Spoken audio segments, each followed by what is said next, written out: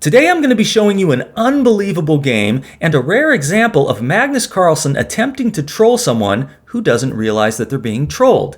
And the reason is that the person he's playing against is none other than the world's most famous chess YouTuber and influencer, Levy Rozman, aka GothamChess, who has a habit of hiding his opponent's identities from himself whenever he's playing online blitz so that he doesn't know their true strength. And I think that's a pretty cool thing to do, as it just eliminates any intimidation factor and allows you to play your best game against everyone. So this is a fascinating encounter for that reason alone, but when you see the ruthless efficiency with which Magnus uses his oddball opening to generate a crushing attack within the first 12 moves of the game, your mind is going to be totally blown, despite the fact that I told you ahead of time what was going to happen. That's how savage this attack is. Magnus plays like a virtual computer, teetering on the brink of disaster himself, making Levy think that he might even have a winning attack, until everything comes into horrifying focus as he realizes what both Magnus and the engine had seen all along. So enough banter, you're going to love this one. It's 3 + 1 minute blitz, played on last April Fool's Day of all days. Levy Rozman has Team White, and he kicks off the game with e4. Magnus responds e6, the French defense, and already we get a bit of an oddity from Levy with the move b3. This is known as the Horwitz attack, the idea being that if black were to play his standard d5, then you're going to just go ahead with bishop to b2, momentarily sacrificing the pawn on e4. And if it's accepted, then white can play knight to c3, jumping further ahead in development, hitting the pawn, which black doesn't have a great way to hang on to. You wouldn't really want to play f5, weakening your king side, so most common here is knight to f6, when after queen to e2, that pawn's going to be getting rounded up. Unless you want to try queen to d4, but now you're lined up with the dark squared diagonals, not exactly a healthy geometric relationship to be in, so an interesting alternative to the more mainline variations of the French that you might even consider adding to your own repertoire. But this didn't happen in the game, because after Levy's move b3, Magnus now responds with an even more unusual move. He plays e5, which is seen in less than 1 out of 350 online games, and for good reason, because you're basically putting yourself 2 moves behind as black instead of just 1, seeing that the pawn could have been pushed to e5 in just 1 move instead of 2.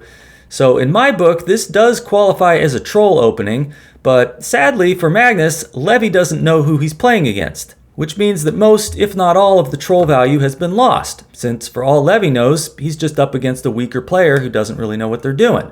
So he's like, whatever, I'll just play my bishop to b2, Magnus puts his knight on c6, and now we have f4, offering another pawn, which if accepted with e takes f4, would be problematic, if not impossible to hang on to, after queen to f3, seeing that g5 would lose the rook on h8, and bishop to d6 defending that way would lose the pawn on g7, and then the rook on h8.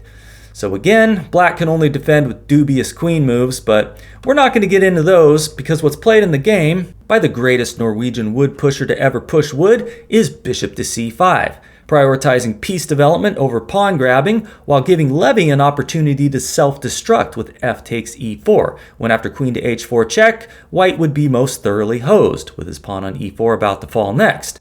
Levy is of course never going to fall for something so rudimentary, and he instead plays knight to f3, guarding that h4 square, now threatening to capture on e5. Magnus adds defense with d6, freeing his light squared bishop. Now again, going after the pawn on e5 with f takes e5, d takes e5, and knight takes e5 is not going to be very prudent, but maybe not for the reason you think. The engine wants bishop to d4 here, which I'm not going to even dignify with any commentary because who doesn't play queen to h4 check? Forcing white to play g3 lest he be mated on the next move, and then queen takes e4 check, when after queen to e2 you get to grab the rook on h1. Well, apparently not the engine, who's saying that after knight takes c6 discovered check, black only has a slight advantage. So always a lot of potential lunacy lurking in the background of these king's gambitish sort of positions, but getting back to the game, Levy does not capture the pawn on e5, but rather opts for the top engine move, bishop to b5, pinning one of its defenders to the king. Magnus responds knight to f6, counterattacking the pawn on e4. Levy takes on c6. It is a very good move, but after b takes c6, he misses the mark. What should be played is the move that I thought looked best when I was first going through this game, f takes e5. Not to try to put myself in the same league as Levy or anything, but, even a blind hog finds an acorn every now and then. The point is, after d takes e5, black's got a terrible queenside pawn structure. The engine's recommending queen to e2 next, followed by knight to a3, headed to the beautiful c4 square, which black can no longer attack with the pawn, putting even more pressure on e5. So a healthy advantage to white here. Not yet winning or anything, but against Magnus Carlsen, what more can you hope for? What's played in the game, after the recapture on c6, is an immediate queen to e2, allowing Magnus to capture the pawn on f4, which now gives him a significant advantage, despite the fact that it allows Levy to now play d4, achieving his ideal pawn center with tempo on the bishop. Looks pretty good to me. I certainly wouldn't evaluate this as being over a pawn in black's favor as Stockfish now does, but as we're about to see, black's pawn on f4 is actually much more of a problem for white than white's big beautiful center is for black. Since after Magnus retreats his bishop to b6, there's now the possibility of knight to g4, followed by an infiltration to e3 defended by the pawn. If you play h3 to try to prevent it, well then there's knight to h5, headed for the hole on g3, which is even worse. You can't attack the pawn on f4 with queen to d2 or the pawn on e4 is lost. What's played is knight b to d2, which actually might be the best way to deal with black's threat of getting his knight to e3. Why is that? Well, it's because white can now immediately challenge that knight with either knight to c4 or knight to f1, depending on how play proceeds.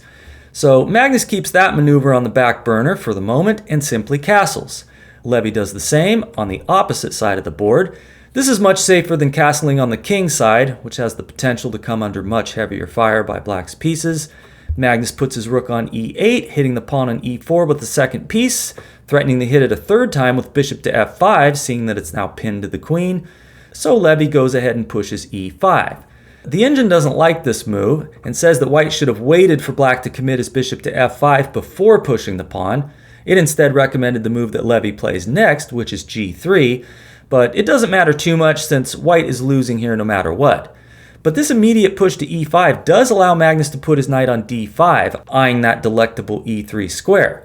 Now if white had played g3 instead of e5, then he'd be all set to eliminate the pawn on f4. But here, Levy's decision to now play g3 comes just one move too late, when if Magnus were to play his best move, knight to e3 attacking white's rook, then after something like rook d to e1, black would have bishop to f5 piling up on c2. And if the pawn is pushed, well then he's got d takes e5.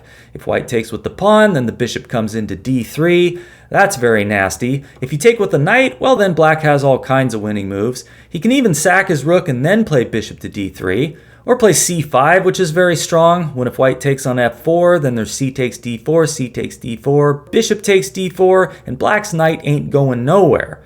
Unless it has an opportunity to wreak havoc somewhere else, which it probably will. But this didn't happen in the game, where after g3 from Levy, Magnus fails to play his strongest move, knight to e3, and instead goes for a5. Okay, makes some sense. Thrusting a pawn in the direction of your opponent's castled king is seldom the worst thing you can do. This, of course, allows Levy to eliminate the pawn on f4, taking that move knight to e3 right off the table. So that's a small victory for Team White. Not that he isn't still losing the war, but after Magnus's decision not to recapture on f4, as the engine now recommends, instead going all out for the queenside assault with a4 and Levy's response rook h to g1 getting opposite the black king, it almost looks as if it's anybody's game. The material's even. White's rook is on this beautiful half-open file pointed at the black king. The engine's still giving a winning advantage to black worth well over a pawn, and it's recommending bishop to f5 next, but Magnus decides to take on b3 first. Seems logical to want to crack open that a file, but black shouldn't be so quick to eliminate the possibility of playing a3 instead, establishing the dreaded thorn pawn in white's camp. Because after a takes b3, and bishop to f5 now played by Magnus, if Levy were to play knight to c4 here, then he might just have a modicum of hope. I mean, aside from the fact that he's playing Magnus Carlsen, who will undoubtedly use any means necessary, up to and including sorcery, to utterly destroy him, but generally speaking, this is a very good move, as it supports the center with both knight and rook. It also gives a little tickle to the bishop on b6, which is lurking opposite white's best good rook on g1. That can be significant in some lines.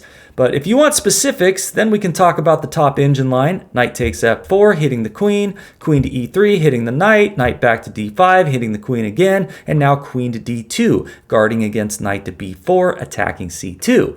A move which white would have no good way to defend against if his knight were still sitting on d2 instead of his queen. Why not just push the pawn, the weakest among you might ask? Well, it's due to this little problem of knight to a2, check and mate.